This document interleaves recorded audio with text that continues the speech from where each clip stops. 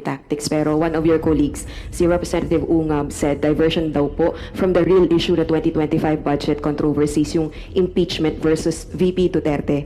Nawindang nga ang karamihan sa isinagawang impeachment complaint na pinirmahan ng mahigit 215 kongresista at marami ang nagsabi na ginagawa umano ito ng mga kongresista upang ma-divert ang issue sa BICAM reports.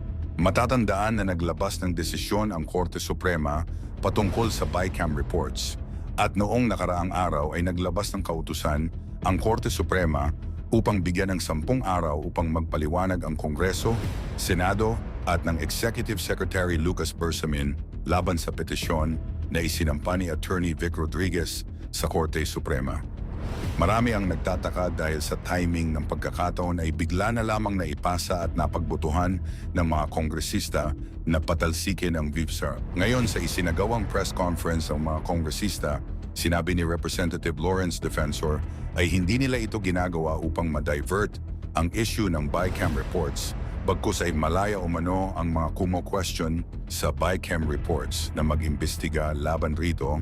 Dagdag pa ng kongresista na ginagawa lamang raw nila ang mandato ng konstitusyon sa kanila laban sa panawagan ng impeachment complaint kay Vice President Sara. Pinag-aralan raw nila ng mabuti ang mga ito bago nagbotohan sa Kamara.